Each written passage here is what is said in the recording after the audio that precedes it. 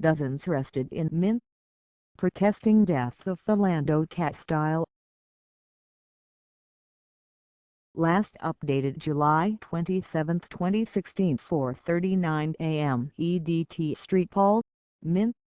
Police arrested dozens of people Tuesday while trying to reopen the street in front of the governor's mansion in St.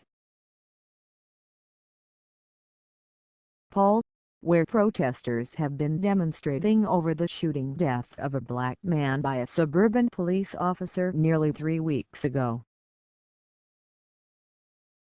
Play video. CBS Evening News. Thousands attend Philando Castile's funeral. Mourners packed one of Minnesota's largest churches Thursday for the funeral of Philando Castile. The video of Castile's death after being shot by St. Paul police said 46 people were arrested Tuesday for public nuisance and unlawful assembly near the Summit Avenue residence. Police tried several times to reopen the street, Linder said. One officer was treated for heat exhaustion, he said. Police said they arrested another 23 people there early Wednesday for public nuisance and unlawful assembly. Those arrested were standing and sitting in the middle of the street, refusing to leave even after several dispersal orders, police added. In all, about 70 protesters were arrested Tuesday and Wednesday morning on disorderly conduct, unlawful assembly and public nuisance charges, police said. Demonstrators have been camping outside the governor's residence since July 7, a day after Philando Castile was shot and killed by a St. Anthony police officer during a traffic stop.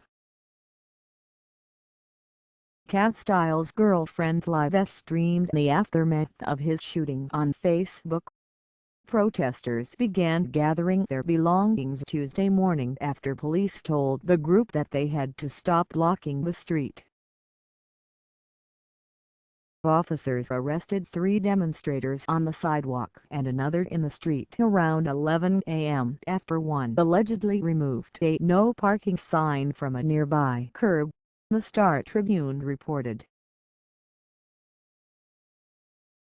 Officers attempted to arrest the protesters, but other demonstrators locked arms and formed the human chain. In response, police arrested a number of people, and video from the scene shows officers dragging protesters from the remains of the encampment, CBS Minnesota reported.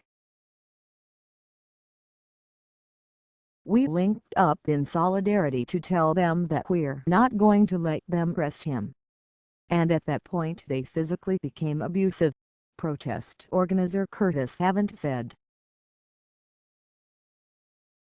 Minneapolis NAACP President Nikki Pounds accused police of a show of military force against unarmed peaceful protesters, Minnesota Public Radio News reported. She said she would not tell people to stop the protest. I'm not telling the people to move.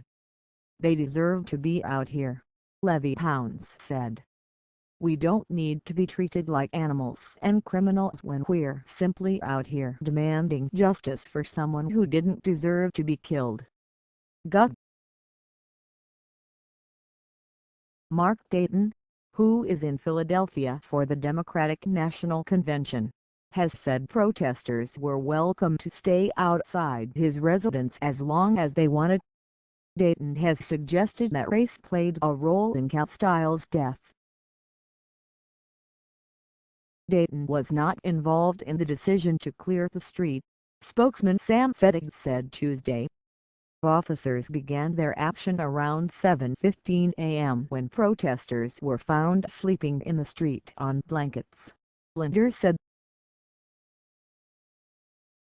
Police had cleared the street before, on July 18, but protesters went back into the road on Sunday.